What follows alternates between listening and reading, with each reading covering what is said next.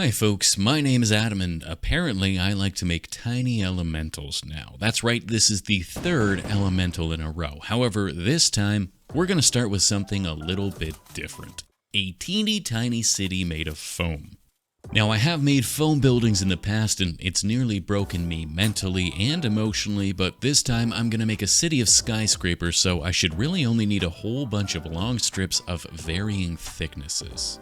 So with that in mind, I have 3 sheets of XPS foam that I'll julienne into thin strips, then chop those thin strips into a bunch of smaller strips of random length.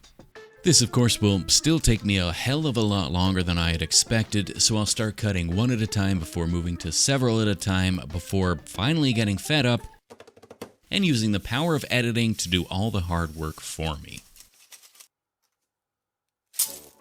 And with that, I've got at least like 10 or 15 little skyscrapers that I can use to make my modern city center. But before I can do that, I need a base to attach them to.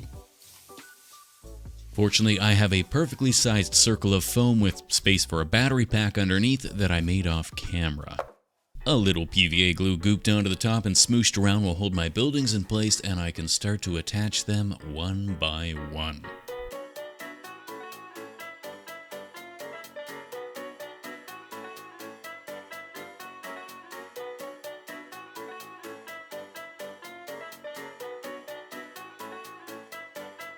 And that is how you can condense several hours worth of work into a 15-second video. They ask you how you are, you just have to say that you're fine when you're not really fine. But I do have a hella cute little blue city center ready for some color. So I'll flip my fresh, clean mat over to the painting side and start to lay down a layer of black primer over the whole surface. Normally I like to give my foam a coat of Mod Podge and paint as a primer and sealer to protect the foam and fill in the surface imperfections, but the thought of trying to get that goopy black glue onto every surface of these buildings makes my balls itch. So instead, I'll lay down a couple thick coats of black with the airbrush before moving on to a couple base coats with a light gray, followed by a dusting of a slightly bluer gray for, I don't know, artistic reasons, I guess. I'll follow that by adding some greenery to the city by stippling a couple shades of green into the slightly larger gaps I've left, which I guess are parks now, and the big empty space at the bottom I'll paint blue so my city has a coastline.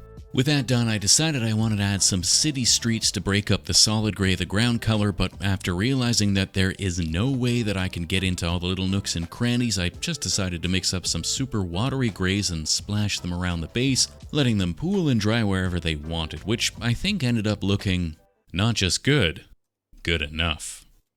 I'll then take a whole bunch of slightly thicker grays and slap them onto randomly selected buildings. Like everything else I've tried to do so far, I started out being careful and selective before devolving into slapping the brush around all willy-nilly after realizing it would take me days to paint each of these buildings individually. I also broke up a bit of the gray monotony by adding some brick-colored buildings and a number of blue glass skyscrapers as well. Finally, for that final bit of flair, I touched the tips with a gray-coated sponge to add some color variation and to remove the blue from the roofs of the glass buildings.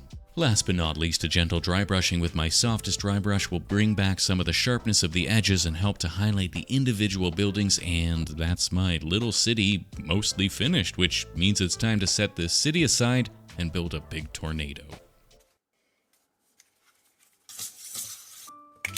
And like any good tornado, I'll start with a long length of armature wire twisted and bent into an upward spiraling spiral. Once freed from its wooden base, I can then bring back my city and make sure my tornado fits neatly in the center. This, of course, doesn't really matter though, since the whole point is to have the tornado destroying the city, so I'm pretty sure it'll find a way to make itself fit, regardless of what buildings are in the way.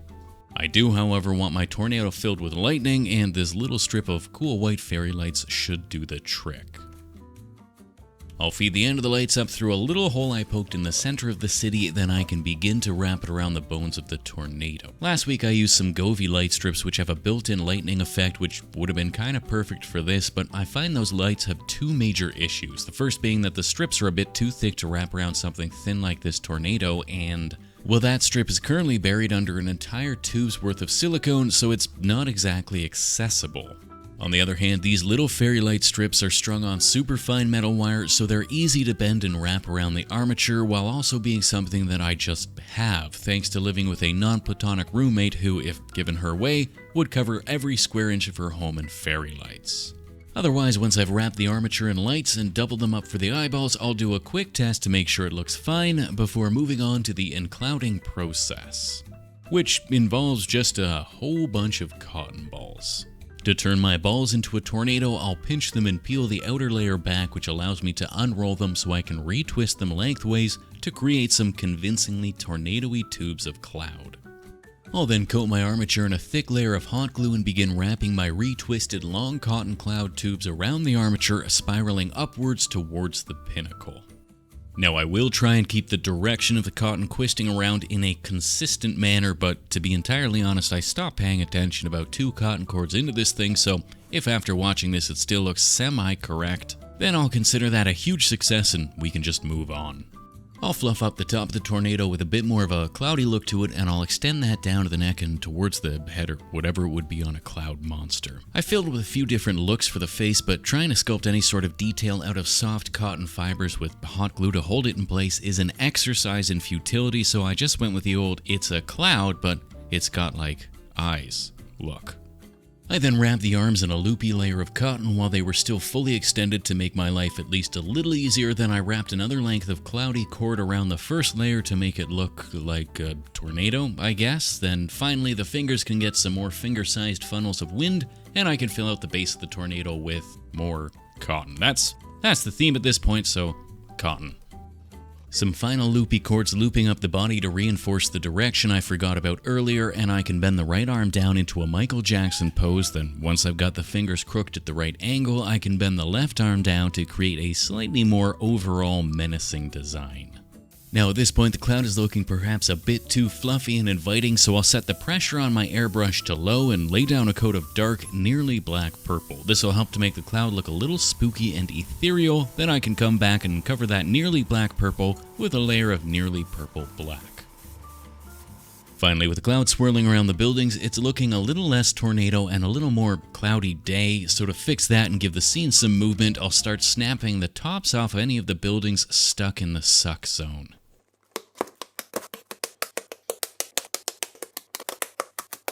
Of course, that leaves little blue foam exposed, so I'll dab some gray over the tops of the buildings before dipping these snapped portions in glue and attaching them to the tornado so it looks like they're being sucked up.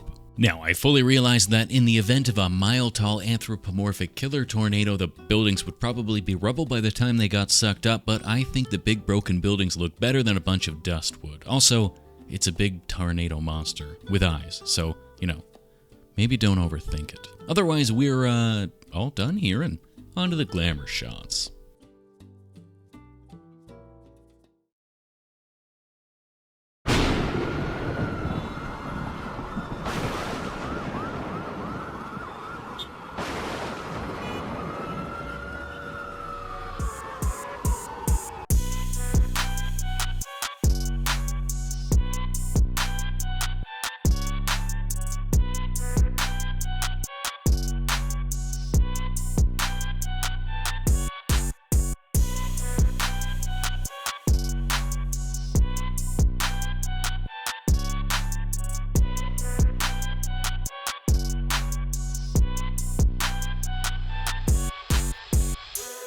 As always, a big old thank you to the fine folk over on Patreon, and a special hey how are you to the newest of them, Tom Foolery, Maria, Alex and Valerie, Lucas Barnes, Philly Mojo, Sebastian Lawrence, Dallin Lax, BFES Productions, King Blue, Kel B, James Byrne, Eric Edstam, Aspen Igarashi, Braden, Beanie Boy, Panzer Schrank, Nate Rothletter, Marari Rage, but Marari Rage because Leet replaces letters with numbers and Adam will have to try and decipher it, Tawny, and did someone fart? Sorry, it was me. You are the tiny stolen fairy lights that illuminate this big friendly anthropomorphic tornado of a channel. As always, do the thing and the stuff and smash the buttons and all that jazz. Otherwise, we'll see you next time. Cheers.